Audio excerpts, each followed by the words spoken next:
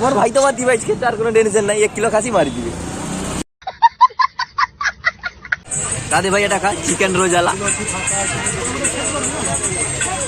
হ্যাঁ ले কেমন টেস্ট? रुको जरा सबर करो। মারবো তো ঠিক আছে। আরে দাঁত কখন করবে কামড়ানি।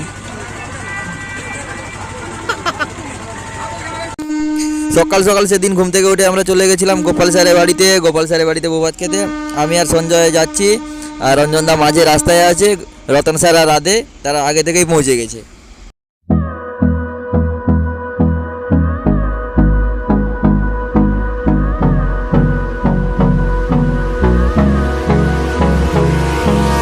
Hold me close till I get up. Time is barely on our side. I don't wanna waste what's left. Blanket না না, লোক তুলিলি পালিবে, ব্ল্যাঙ্কেট লে ভাই। নেকট শুনিতে টিফিন ব্রেক করে চললাম। এই ধরো তোমার সম্পত্তি বুঝো। আর সঞ্জয় ভাই ড্রাইভার, তার আমার বুলেট সেদিকে।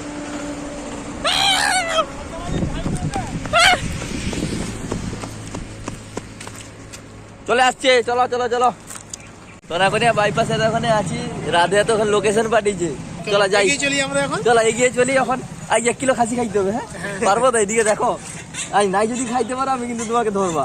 আর মোর ভাই তো বাদ দিবে, আর কোনো টেনশন নাই, 1 কিলো খাসি মারি দিবে। উপরে হাইওয়ে NH-16 আর নিচে যাচ্ছি এই পুলের নিচ দিয়ে।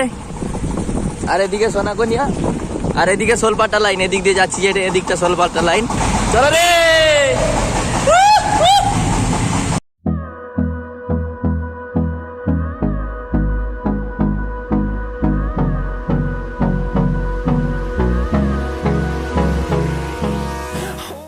আমরা কিন্তু সবার প্রথমে পৌঁছে গিয়ে বউয়ের বসার স্টেজ কোথায় আছে স্টেজ দেখছি, স্টেজটা কীরকম সাজিয়েছে দেখছি। আমি রঞ্জনদা রাধে সবাই স্টেজ দেখছি। তো ঘুরে এসে আবার চিকেন পকোড়া খাচ্ছি সবাই। সঞ্জয় বাবা এ দেখার মতো। আমি রাধে সঞ্জয় আর রঞ্জনদা বসে আছি খাবার টেবিলে, আর রতন স্যার ম্যানেজমেন্টের দায়িত্বে আছে। তো সবার প্রথমে চলে এসছে বিরিয়ানি। তো বিরিয়ানি নাই খেয়ে আমি তো প্রথম শশাটাই খাচ্ছি আর নুন দিয়ে। তারপরে সাদা ভাত আর সবজি চলে এসছে। আর আমি তো একবারে বিরিয়ানি খাইনি। রতন স্যার দাঁড়িয়েছে পকেটে হাত দিয়ে ম্যানেজমেন্টে, কে কী করছে কী না করছে, ক্যাটারিং স্টাফ কীরকম পরিবেশন করছে সব দেখছে। আর তারপরে তো খাসি মাংস চলে এসছে। খাসি মাংসে কিন্তু এত তেল এতটাই তেল যে দেখলেই ভয় লাগবে। তো আমাদের একটা সমস্যা আছে, রাধে কিন্তু খাসি মাংস খাইনি। সবাই খাসি মাংস খায় আর রাধে খাইনি। তো সবার সাথে মিষ্টি দিয়ে দিয়েছে, ছানার পায়েস করছে, টেস্ট কিন্তু জায়গা যাবে খেয়ে দিয়ে। তবে একটা মজার ঘটনা ঘটে যখন আইসক্রিমের আসে, আইসক্রিমের একটা মজার ঘটনা ঘটে যায়। তারপরে দাদা তো এবারে আইসক্রিম নিয়ে আসে, ছানার পায়েস খাই। ও কি মজা, ভালোই খেতে। তো ছানার পায়েসে চামচ দিয়েছে, চামচ না খেয়ে হাতে না খেয়ে কি হয়, হাতে খেলে হাতে খাওয়ার মজাটাই কিন্তু অন্যরকম একদম লাগে। তো হাতেই মেরে দিলাম ছানার পায়েসটা। শেষে দই আর শ্রীরাম পাপড় নাকি? রঞ্জন দা একটু ধরো।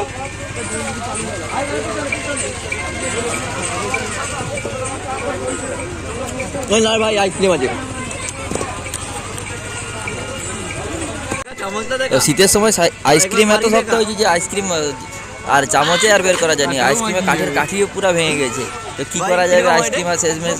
তো আইসক্রিম খেতে সব খেতে যা সময় লাগছে, আইসক্রিম খেতে মানে তার থেকে আরও বেশি সময় লাগছে। দিয়ে আমি শেষমেশ একটা প্ল্যান বার করি যে আইসক্রিমকে একমাত্র হাতে তুলেই খেতে হবে, যে কাঠের চামচেই তো কোনো মতে বেরোচ্ছে না। তো একমাত্র যে আইসক্রিমকে হাতে খাওয়া ছাড়া আর কোনো কিছু উপায় নেই। তো প্লাস্টিকের বাটি থেকে একবার আইসক্রিমকে বের করবো। এরপরে দেখুন কমেডি কর আমি না, কমেডি কর আমি না। এই দেখো, এই যে ধরো ভাই, একটু রাধের হেদারকে মিনিটটা ঘুরা। রাধে একটা মারবো তো ঠিক আছে। আরে দাঁত কখন করবে কামড়ানি। এরপরে রতন স্যার আর রঞ্জনদা প্রেজেন্টেশনটা দিচ্ছে। প্রেজেন্টেশনটা দিয়ে একবারে সোজা বাড়ির দিকে রওনা আর কি। রতন স্যার আর রাধে একবারে সকাল সকালে গেছিলো, তারা এখন বাড়ির মুখ দেখেনি। এই যে রাধে এখন ক্যামেরাম্যান, সবাই আর ক্যামেরা দাদা ছবি তুলছে। ছবি তোলা শেষ, রতন স্যার আগে বেরিয়ে এসছে। এবারে রাধে ছবি দেখাচ্ছে কীরকম ছবি তুলছে, কীরকম কী ব্যাপার। ছবিটা কীরকম ভালো হলো না খারাপ হলো সবাইকে ছবি দেখাচ্ছি। এবারে এত খাওয়া হয়েছে যে রাস্তায় আস্তে আস্তে মোটামুটি স্প্রাইট না খেলে পেটে হজম হবে নি। তোমার স্যারে কিন্তু সকালে একবারে দেখাইনি, হ্যাঁ? চশমাটা পরো। ও ও না, পুরা ঝাকাস আছে। তো সবাই স্প্রাইট খেতে খেতে রাস্তায় গাড়ি দেখতে দেখতে আমরা বাড়ি পৌঁছে গেলাম। তো সকাল থেকে সবাই একসঙ্গে ছবি তোলা হয়নি, আবার ছবিও লাস্টে তুলে নিলাম আর কি।